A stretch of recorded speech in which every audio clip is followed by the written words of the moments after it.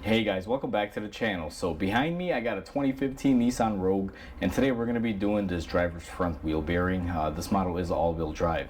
And before we go ahead and begin, guys, if you guys haven't subscribed to the channel, hit the subscribe button down below and definitely smash that like button because it helps the channel out. And with that said, let's go ahead and get started on today's video. Now, before we go ahead and start this video, I do want to mention that it is very hot today in the shop. You guys can see I'm sweating, so my garage doors are partially open to get some airflow in there. So during this video, you may hear some cars driving by or trucks. Just want to give you guys a heads up.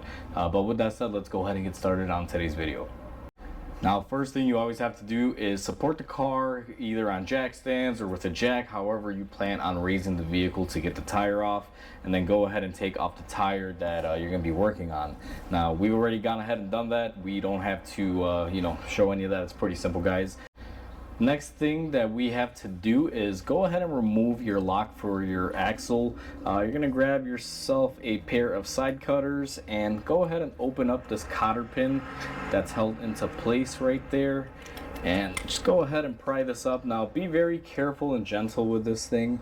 Chances are that this is not a standard run-of-the-mill cotter pin, guys. These tend to be very thick, very heavy duty ones. As you guys can see, she is not bending very easily. These are specifically made for axles. You guys can just see how thick and sturdy this thing is. And once you get that off, you're going to go ahead and remove your little star, is what I like to call it. Sometimes they get stuck. I like to pry on them. I'm just going to use my tool here, and it should be able to release. Sometimes they do fight you. You may need a screwdriver. Now, this one has been somewhere before. I'm pretty sure they've done wheel bearings on it, and that's why this is stuck on there. Looks like I'm gonna need a flat blade screwdriver here.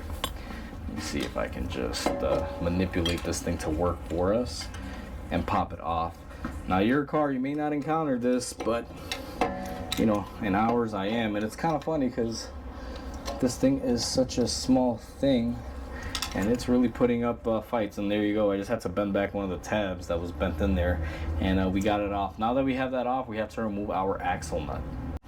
Have you guys set up behind the caliper, and what we're going to do is remove the caliper with the bracket, brake pads and all you're going to need to remove are these 21mm bolts. You got this one down here, this one up here. I'm going to choose to use my impact gun to do so. Go ahead and drag these off. With the caliper bolts removed off the bracket, what I like to do is take a flathead screwdriver and compress my piston just a tiny bit to be able to get my caliper to loosen up and off the rotor. If you don't do that, sometimes it'll be very difficult to get off. Then what we're going to do is go ahead and take our caliper hook, pull off our caliper, and I'm going to hang this out of the way here on the strut using our hook. And the next thing that we have to do is take off our rotor. Now, to take off the rotor is quite simple. All you're going to have to do is just hit it with the hammer, and just like this, we have our rotor off nice and loose. With our rotor nice and loose, we're gonna go ahead and just yank this off. Sometimes they will give you a little bit of a fight, but not too bad. Now that we have our rotor off, we can slide our axle in and out. Just make sure that you're able to move it, because that'll actually be a good thing for you. If this is seized, you gotta work the axle out of there, because sometimes you gotta push it back in order to make some room to gain access to all your bolts. What I'm gonna do next is position the camera behind here, and you guys will see all the bolts that we have to take off. But it's gonna be 4 bolts. It's pretty standard, just like any other bolt-on wheel bearing. Now we are looking behind our wheel bearing, and you will see we have 1, 2, 3, and then there is a 4th bolt right up here. What you're going to want to do is come in here, and this is the part where you have to basically play around with it. Sometimes you'll have to move the wheel one way or the other, but I'm going to come in here and break all of my bolts loose. They shouldn't be on super tight. Once you crack all of them loose, what you're going to want to do is just take them off. Now, we have 2 on this side that you guys can clearly see, and if I wind up moving the camera around here, you guys will see right up here we have our 4th one, and that's what we're going to be removing. So in order for me to do this and not to drag out the video too long, I'm going to go ahead and remove these using my electric ratchet. Now I'm going to break them free. Always use a manual ratchet to break them all loose, and then use an electric ratchet to get them off. I'm going to be using my Milwaukee impact ratchet, and you may have to move the wheel back and forth depending on what angle you're in here. Sometimes it's just a common thing. Now this one is fighting me a little bit, but I already broke all of my bolts loose, so shouldn't be horrible. And it looks like I'm gonna need a better extension. If you're trying to just do this with the wheel straight, it can be a little bit cumbersome, and that's what I'm choosing to do. So just make sure you have some sort of extension that you can use to be able to get in there. A swivel wouldn't be a bad idea as well, but we are able to get our bolts off. I'm just going to reach on over here and grab them and remove them.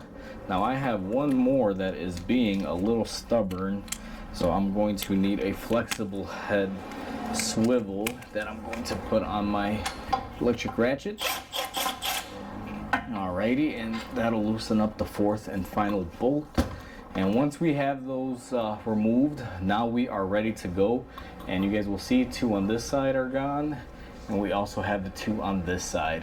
This bearing can only go on, I believe, one way if I'm not mistaken, but we'll cover that here in the next clip. Now with everything being unbolted, what I like to do is take your axle nut and thread it on a couple threads. And you're going to take your hammer and you're going to start hitting this bearing to come off. Let's see if we can get this off without too much of a fight.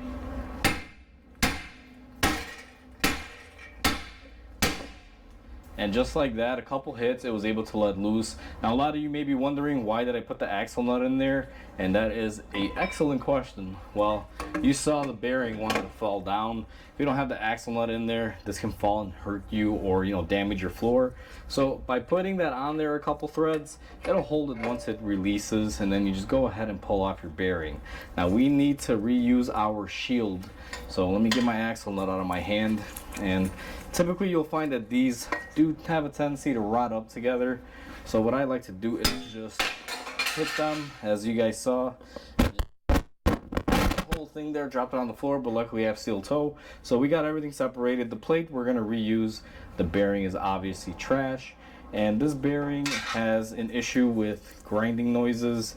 I can feel it. It's really gritty, and it's a problem bearing. Plus, it almost looks like someone's been in here. I don't know if this has been replaced before, but I see evidence of a lot of anti-seize there that's dried up. So maybe someone's been in here and serviced this thing before. Next thing we got to do is clean up our flange areas, and I'll show you guys how we do that. So I'm going to take my angle grinder here, and I have what I call these oatmeal cookies. They're basically Scotch brake pads with Rolox on them that fit my machine. We're going to go ahead and clean up our areas really quickly. You're now looking to take material off of this, clean the flat surfaces and the inner diameter, and that's all you really need. Gone ahead and I cleaned up my surface areas. If you notice, I cleaned the flat portion and this little bevel taper. If you're able to get in here and clean up the rest of it, that's not a bad idea, but this does have a ABS sensor right here. You got to be very careful. All you really need to clean up is the mounting surface, make sure it's flat. These don't have a tendency to rust up or anything, but what I will do is clean it off with some brake cleaner and spray some air over it and clean everything up just to make sure there's nothing left over. But make sure you get at least this front fascia nice and flat, because if there's a rust ridge on here and your bearing doesn't bolt up correctly, you might wind up having a noise or an issue later down the road. Now that we have everything cleaned up, what I'm going to be doing is taking our backing plate and we are going to be reinstalling it. And you want to be very careful, because this is where I see people make a mistake. You want to make sure you know the orientation of it. Now if you notice right here, we have our caliper mounting spots. You clearly don't want to bolt it up this way. It will bolt up, and then when you go to put your caliper, you'll find that it can't go on. Then you got to redo everything. So I know this one goes in here like this. Now if you just leave it in here, it'll fall. So what you're going to want to do is grab your wheel bearing bolt, at least 1 or 2 of them. I like putting 2 in it, which would be 1 up here, and see if I can get 1 here on the bottom. It's usually the best way to do it. Got to lift up on the axle. And then what I like to do is go ahead and use those bolts to support my actual plate. Now all in all, the way I like to do it is actually put all 4 Some people, do it this way, some do it another way. It's really up to preference. I just like putting all of them in because right now we're going to grab the wheel bearing. It's time to install it. So having all the bolts in there so you can get them started is always key. Now we're going to take our new wheel bearing, nice new shiny unit, nice and smooth. And all you're going to do is grab your axle from behind, go ahead and put your bearing in, get it lined up with your axle, which is going to be key. Now mine is fighting me a little bit there, and once you line it up, you want to rotate it so it matches up with the bolt pattern. And then what you're going to want to do is just start hand threading them in here. Now, very crucial moment here, make sure you hand thread. You do not want to cross thread these. So I'm going to go here and work all of these by hand till I get them started. And then what I'm going to do is go ahead and tighten them up using my impact and then getting them torqued on. And then once I'm done with that, I'll bring you guys back in. Now that I went ahead and I tightened and torqued up my wheel bearing, it's the same exact process as when we removed them. I did move the wheel back and forth to get good angles in there. It did kind of fight me when you guys saw me take it apart. What I like to do next is take my axle nut and just start hand threading it on there, making sure that we have a couple good threads, just like that. And then we're going to be taking our rotor. Now, I don't like putting anything behind the rotors. I like leaving them just the way they are. They don't really seize up that bad. I haven't had too many issues getting them off. Now that we have that, what we're going to do, and I have to swing the camera around here just like that. Hopefully that's a good angle for you guys. And we're going to take our caliper, make sure our brake pads are separated and in there. Sometimes they'll want to fall on one another.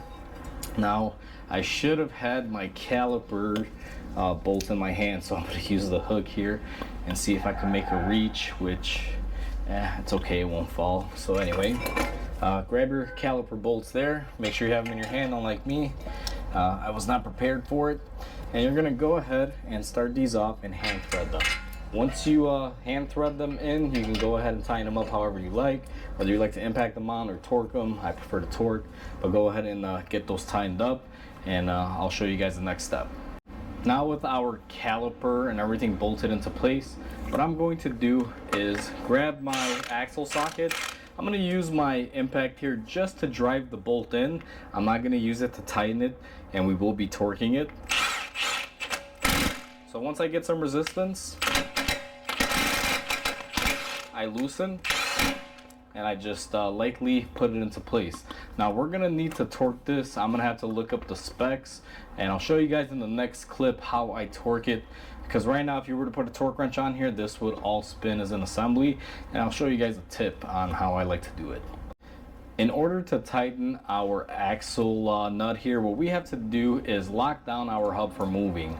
Now, one nice good tip that I like to do is, you see the rotor fins are up here, you can put a screwdriver on there to block it. And it gets even better when you have an opening on your caliper that you can fit a screwdriver, a flathead through it, and to actually hold the rotor. And now you guys will see that if I were to come here and tighten this, it's nice and tight and locked in, versus if I don't have that, it'll just spin. Now, if you don't want to do this approach to it, you could always put the wheel on, remove the center cap with the weight of the vehicle, tighten it up. But I just find that's just, more steps. I like doing it this way. So I'm going to go ahead and torque this down. And like I always say, guys, I do not share torque specs because depending on where you look them up, they could vary.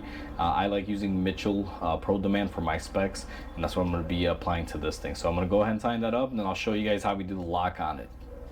Now, what we're going to do to lock this down is go ahead and take our little lock nut. I don't know what you call these, but what you're going to want to do is go ahead and put this in here and get it lined up with the splines that will more closely match your cotter pin designation. It can be a little difficult sometimes. As you guys can see, this one is fighting me just a little bit, but right there it fits nice and tight. And then we're going to go ahead and take the cotter pin and go ahead and put it through the hole and go ahead and bend it over. Now I need to grab my tool here so we can go ahead and just bend that over really quickly. These cotter pins are quite girthy, guys. They are very thick, heavy duty ones. You don't just want to put any cheapy one in here. So if you wind up breaking your cotter pin, or you can't reuse it, definitely go get a replacement from the dealer. They're very sturdy ones. So we're just gonna go ahead and bend it, and you guys can see they are very thick here and sometimes almost impossible to work with. But go ahead and bend this in there just like that, and with that done and locked in place, we are pretty much all set and done with our wheel bearing. All we have to do now is put our wheel on, get it torqued, and go ahead and take it out for a test drive. Alright guys, we are all set and done. That's how easy it is to replace a front wheel bearing on a 2015 Nissan Rogue. It's quite simple and easy as long as you got the right tools. So with that said, hopefully you guys enjoyed this video. Please comment, like, and subscribe because it definitely helps the channel grow. Hope you guys have a wonderful day.